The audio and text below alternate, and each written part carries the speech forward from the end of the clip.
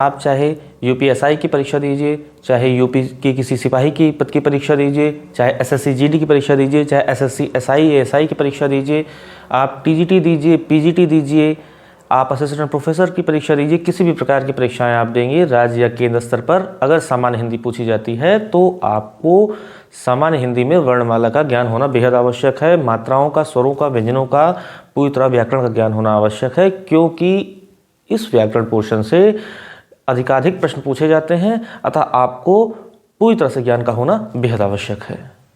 सभी छात्रों को सुप्रभातम। कैसे हैं आप सब? आशा है अपने लक्ष्य के प्रति सजग होंगे। आइए आज हम अध्ययन करेंगे मात्रा का। किसका? मात्रा का। देखिए, मात्रा बहुत छोटा सा विषय है आपकी नज़र में, परंतु मात्रा का अध्ययन करना बेहद आवश्यक है, क्योंकि जो मात्रा है वो व्याकरण का हिस्सा है और व्याकरण अत्यधिक महत्वपूर्ण है। व्याकरण का महत्व समझाते हुए एक पिता अपने पुत्र से कहता है, हे पुत्र, यद्यपि बहुना अधीशे तथापि पठपुत्र व्याकरणम स्वजनम स्वजनोमभूत सकलम शकलम सकृत शकृत। इसका अर्थ मैं आपको बताता हूँ। एक पिता अपने पुत्र से कहता है कि हे पुत्र, यद्यपि तुम बहुत अधिक नहीं पढ़ पाए हो या नहीं बहुत अधिक पढ़ सकते हो, तो भी तुम व्याकरण का अध्ययन करो, क्योंकि अगर तुम्हें व्याकरण के बारे में जानकारी नहीं होगी, मात्राओं की जानकारी नहीं होगी, व्यंजनों की जानकारी नहीं होगी, तो तुम स्वजन को स्वजन कहोगे। स्वजन माने अपने लोग और स्वजन माने कुत्ते होते हैं, ठीक है। और सकृत को शकृत कहोगे, अर्थात किसी बार को आप, किसी भी चीज़ को आप जो है गोबर कहेंगे। शकृत माने गोबर होता है, ठीक है। तो व्याकरण का अध्ययन बेहद आवश्यक है और उसमें मात्रा का अध्ययन करना बेहद आवश्यक है। क्यों आवश्यक है ये मैं आपको बताते चलता हूँ। एक उदाहरण मैंने आपको दिया, दूसरा उदाहरण ये है कि यदि आप मात्रा का अध्ययन नहीं करेंगे, आप मात्राओं को नहीं जानेंगे, आप तब तक शुद्ध वर्ण को पहचान नहीं सकते हैं, शुद्ध शब्दों को आप जान नहीं सकते। जब तक आपको मात्राओं का ज्ञान नहीं होगा तब तक आप त्रुटियां करते रहेंगे। आप चाहे एसएससी का पेपर दीजिए, यूपी पीसीएस का पेपर दीजिए, यूपीएससी का पेपर दीजिए, यूपी बोर्ड का पेपर दीजिए, उत्तर प्रदेश सिपाही का दीजिए, किसी भी राज्य स्तर की जो है किसी भी प्रकार की परीक्षा या केंद्र स्तर की परीक्षा दीजिए, यदि सामान्य हिंदी उसमें है तो आपको त्रुटिपूर्ण वर्ण दिए जाएंगे, त्रुटिपूर्ण शब्द दिए जाएंगे और उनको सुधारने हेतु 4 विकल्प दिए जाएंगे। आपको उसमें से एक विकल्प चुनना होगा। यदि आपको मात्रा का ज्ञान नहीं है, यदि आपको स्वर का ज्ञान नहीं है, यदि आपको व्यंजन का ज्ञान नहीं है, तो निश्चित है कि आप उसमें अंक का अर्जन नहीं कर पाएंगे। आप उसमें जो है किसी भी प्रकार से अंक नहीं पा सकते हैं। इसलिए आपको मात्रा का ज्ञान करना बेहद आवश्यक है। चलिए, मात्रा की परिभाषा है, किसी वर्ण के उच्चारण में जो समय लगता है उसको हम मात्रा कहते हैं। कहने का अर्थ ये है, जब भी हम किसी वर्ण को बोलते हैं तो उसको बोलने में जो हमको समय लगता है वही मात्रा कहलाता है।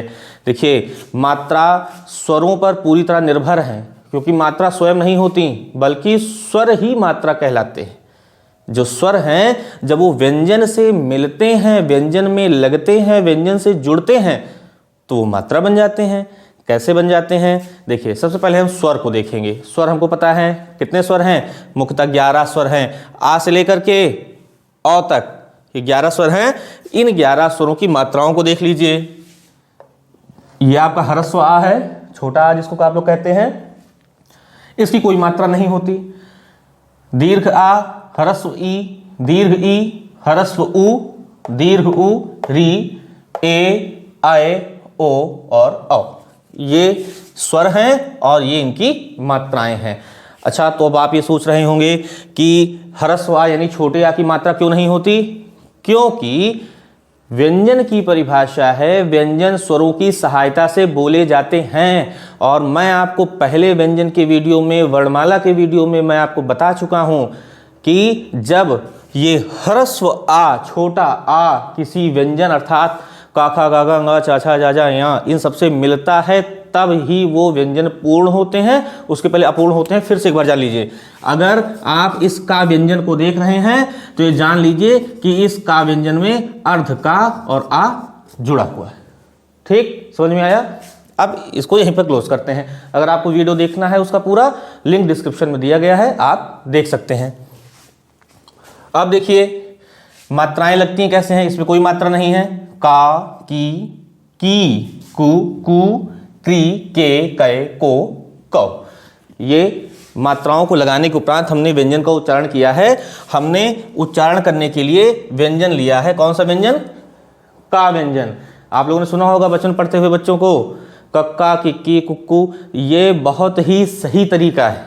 तब हम लोग हंसते थे, आज पता चल रहा है कि ये बेहद सरल और बेहद महत्वपूर्ण तरीका है वर्णमाला में स्वरों का अध्ययन करने के लिए, मात्राओं का अध्ययन करने के लिए। देखिए, अब हम मात्राओं के प्रकार पढ़ेंगे। मात्राओं के प्रकार हैं ह्रस्व, दीर्घ, अपलुत। ह्रस्व, दीर्घ, अपलुत। देखिए, ह्रस्व माने होता है छोटा। ह्रस्व माने क्या होता है? छोटा। दीर्घ माने क्या होता है? बड़ा। और अपलुत का कोई विशेष अर्थ नहीं है। अभी इसका अर्थ भी हम आपको बता रहे हैं कि इसका प्रयोग किया कहाँ पर जाता है। ठीक है, ह्रस्व। अब मात्रा ह्रस्व है। ह्रस्व माने छोटी मात्रा। तो छोटी मात्रा हमको पता है, आ है, ई है, उ है, री है। आ, ई, उ, री, ये ह्रस्व मात्राएं हैं। ह्रस्व मात्राएं हैं। अब दीर्घ मात्राएं कौन सी हैं? आ, ई, उ, ए, ऐ, ओ, औ। कैसी मात्राएं हैं? दीर्घ मात्राएं। देखिए, इसी के नीचे मैंने स्वरों के प्रकार भी लिखे हुए हैं। स्वरों के प्रकार मैंने लिखे हुए हैं कि स्वर कितने प्रकार के होते हैं। अब मात्राओं को पढ़ाते समय मैं स्वरों को भी पढ़ा रहा हूं। क्यों? मैंने आपसे बताया कि जो मात्राएं हैं वे स्वरों का ही रूप है। मात्राएं स्वरों का ही रूप होती हैं। वे जब व्यंजन में लगती हैं, का में, चा में, टा में, ना में, दा में, पा में, तब वो एक नए रूप को धारण करती हैं और उस व्यंजन को कुछ अन्य अर्थ में प्रयोग होने लायक बनाती हैं। कैसे बनाती हैं ये भी देख लीजिए। माना कि तीन व्यंजन को मिला के, का, मा, ला को मिला के कमल बना। कमल का अर्थ जानते हैं हम? कमल का अर्थ जानते हैं? पंकज, जलज। हाँ, अब इसी में हमने मात्राएं लगा दी। क्या लगाई? ला पे दीर्घ आ की मात्रा लगा दी। क्या बन गया? कमला। लड़की का नाम हो गया। हो गया? अर्थ परिवर्तित हुआ, सार्थक हुआ, निरर्थक तो नहीं हुआ ना। अब अगर हम लिख दे, हमने मा पे आ की मात्रा लगाई, ला पे दीर्घ ई की, कमाली। कमाल कमाली सुने हैं? कमाल कमाली सुने हैं? पढ़िएगा, याद आ जाएगा। नहीं होगा तो मैसेज कीजिएगा, मैं बताऊंगा कमाल और कमाली कौन थे। समझ में आ रहा है? जैसे हमने लिखा वन। वन का मतलब वृक्षों के जहां अत्यधिक समूह हो, वन है। अगर मैंने लिखा वन मृग, वन में रहने वाला मृग। ठीक, अब वन में कोई मात्रा नहीं थी तो वो वन का था। माँ पे देखिए री की मात्रा लग गई, मृग हो गया। उसके पहले अगर हम मग लिखते तो मग उठाने वाला, चाय पीने वाला भी, नहाने वाला भी। और इसी माँ में हमने लगा दिया री की मात्रा, क्या हो गया? मृग बन गया। ठीक है, तो मात्राएं जो हैं वो स्वरों की संकेत या चिन्ह ही होती हैं, कुछ और नहीं होती हैं। परंतु वे जब किसी व्यंजन पे लगती हैं तो व्यंजन को सार्थक बना देती हैं। ये मात्राओं की खासियत। तो हम क्या पढ़ रहे थे? मात्राओं के प्रकार और स्वरों के प्रकार। देखिए, ह्रस्व को जान लीजिए, दीर्घ को जान लीजिए, अपलुत को बताना तो बाकी रह गया है अभी। ह्रस्व का अर्थ होता है छोटा। किसी वर्ण के उच्चारण में जब कम समय लगता है, ऐसे जो है वर्ण ह्रस्व कहलाते हैं। और जब उस वर्ण के उच्चारण में ज़्यादा समय लगे, ह्रस्व से 2 गुना समय लगे, तो वे दीर्घ वर्ण कहलाते हैं। जैसे फिर हम का को लेंगे, फिर हम का को ही लेंगे, का। ठीक, हमने कहा का, तो ये का हमारा ह्रस्व वर्ण है। ह्रस्व वर्ण है, हमने आराम से कह दिया का। परंतु जब हमने का पे मात्रा लगाई दीर्घ आ की और जोर लगाया और कहा का, 2 गुना ज़्यादा समय लगा। इस का को कहने से 2 गुना ज़्यादा समय हमने इस का पे लगाया है। ठीक, अगर हमने कहा रम, क्या कहा? रम, जल्दी बोल दिया, रा भी जल्दी बोल दिया, मा भी जल्दी बोल दिया। परंतु अगर हमने कहा रामा, दोनों मात्राएं लग गई, समय ज्यादा लेने लगे, हम ज्यादा टाइम लिया हमने, रम और रामा में ज्यादा समय लिया। यही जो समय है, यही समय हमारा मात्रा कहलाता है। रामा पूर्ण हो गया, रम से रामा बना, समय ज्यादा दिया, यही जो समय है यही हमारा मात्रा है। चलिए, तो ह्रस्व मात्रिक वे मात्राएं हैं, ह्रस्व वे मात्राएं हैं जिनमें कम समय लगता है, जिन वर्णों के उच्चारण में कम समय लगता है। दीर्घ वे हैं जिनमें ह्रस्व से 2 गुना ज़्यादा समय लगता है। और आप्लुत का प्रयोग वहाँ होता है जब हम किसी मंत्रों का पाठ करते हैं, जैसे हमने तेज से कहा ओम,